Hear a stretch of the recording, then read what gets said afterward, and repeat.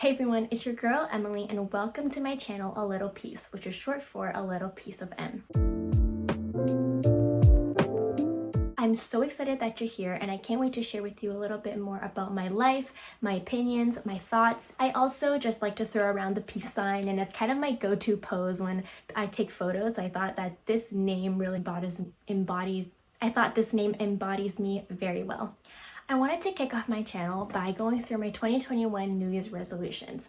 Now, I know the backlash of people saying you shouldn't just use the new year as an excuse to better yourself, but if a new year comes with a blank slate and kind of gives me a reason to kick myself in the butt and become a little more motivated, then I'm all for it. Without further ado, let's dive right into the video. My first New Year's resolutions is to do more process-based goal setting instead of outcome-based goal setting. A process goal is something you do or actions you take to get to a larger goal, and that end goal itself is an outcome-based goal. An example of that would be a process goal is to tell yourself to network with 2 new people every week, whereas an outcome-based goal would be to land a job at a specific company.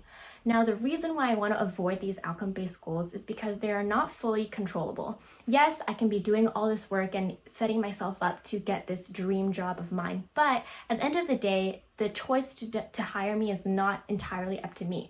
Extraneous factors can be like biases of the person who is hiring me. Maybe the company is going through a hiring freeze. Maybe the other applicant is just 2 years older than me, so they have 2 extra years of experience. So these things are not really great to tie my success to and my actions to. And the problem for me with outcome-based goals is that I often tend to tie my self-worth to them. You have this goal post and I'm trying to attain this goal, but every time I reach it, the goal post just keeps moving further. So now I'll attain this job, but once I get the job, what is really next? It's a poor measurement of the effort you're actually putting in. My second New Year's resolutions is to exercise twice a week. So I've never really considered myself as a fit person or athletic person. I hated phys ed and gym my entire life because I sucked at it. I think I always felt embarrassed in school with gym because I was so uncoordinated. But now that I've grown up a little bit, I realize I don't really care. And also because I'm outside of school, I don't have that constant comparison of me against my peers or like super athletic people as well. And also just being healthy is something that I should be comfortable doing. Exercise is obviously not only good for my physical health, but my mental health as well. I do feel a lot more refreshed and awake when I get to put in 30 minutes of a quick walk into my day. This can be anything. I'm not really being too strict on myself. I think going on like a 1 hour, a 30 minute to an hour long walk is pretty good in terms of exercise, especially because I'm just cooped up at home all the time. So going out in itself is pretty great. It's gonna be really hard to achieve. Like I'm already on the 3rd or 4th week of January and I've already failed at doing so. So there's just a few things I'm going to try to keep myself accountable in achieving this exercise twice a week type of goal. The first thing is to mark it on my calendar very visually and have it somewhere plastered in my room. It's almost kind of like punishing myself and making myself feel bad if I don't see 2 X's per week. So hopefully this will work. The second way I'm going to keep myself accountable is asking my friends to check in maybe every like Monday or Friday to see how I'm doing on fulfilling this goal. My third New Year's resolutions is to practice daily gratitude and affirmations.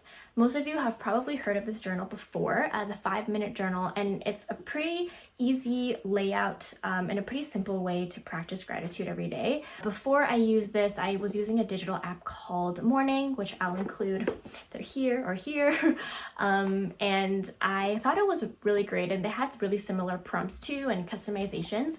I just switched because I got this gifted to me by my sister for Christmas, and I thought that it would be cool to use a physical journal instead of something digital because I'm already staring at a screen all day.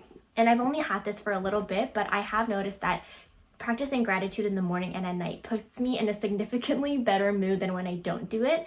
It's just a great way to ground yourself right as you wake up and right before you sleep and a great way to tackle your day and keep top of mind the things that are truly, truly important. I also think practicing gratitude doesn't have to be that complicated as well. Some that I like doing when I wake up is to say, I'm grateful for the warm bed that I'm waking up in. I'm grateful for the coffee that I'm about to drink, or I'm grateful for the roof over my head. I'll also share the prompts with you that are in this journal because I recognize that not everyone should purchase it. It is a little pricey for something that you can do just on pen and paper in a notebook yourself. Here are the prompts. In the morning, you answer, I'm grateful for, what would make today great, and daily affirmations. And then at night, you answer 3 amazing things that happened today, and how could I have made today even better? My 4th New Year's resolutions is to seek discomfort.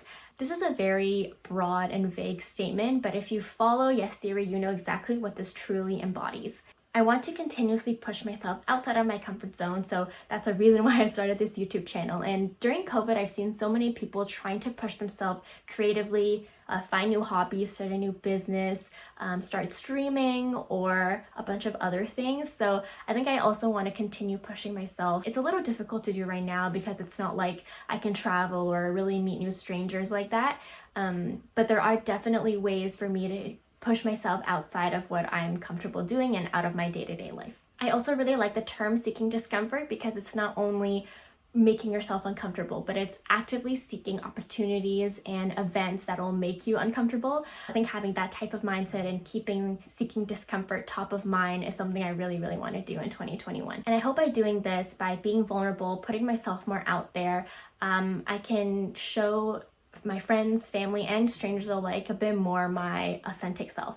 My last New Year's resolution is to budget and learn how to manage my personal finances. I did graduate recently from a business school, and although I studied business and learned about finance and accounting, I have never taken a personal finance course. So I really am in the dark about a lot of these things until I graduated and started getting a paycheck and realizing I really need to know how to save or how to properly allocate this money. Like, what is a TFSA? What is an RRSP? Why are they different? What is a home buyer's plan? Like, what is an ETF? Which platform should I use to invest? Or should I even manage my own stocks and portfolio? Or should I use robo-advisory? Like, there's so many different questions here, and hopefully I'll learn a bit more. And that's another reason why I wanted to start this YouTube channel. Hopefully I can share my learnings with you. I'm not going to give any type of financial advice, but more so sharing my journey. Luckily, I'm living at home right now, so I don't have many major expenses like rent, but I do want to move out one day, and I'll have to have the finances to do that. I also want to save up for a travel fund for a trip to Japan. So there's definitely things that I want to save for. I also think that talking about money shouldn't be so uncomfortable. I mean, we're all out here just trying to do us, trying to make a living and be comfortable. I think it should be easy and comfortable to share and talk about our personal finances instead of always being scared and having that topic be so taboo. If you made it this far, thank you so much for watching. It means the world to me. If you like this video, please like, comment, and subscribe. Thank you for being here with your whole self, and a little peace out.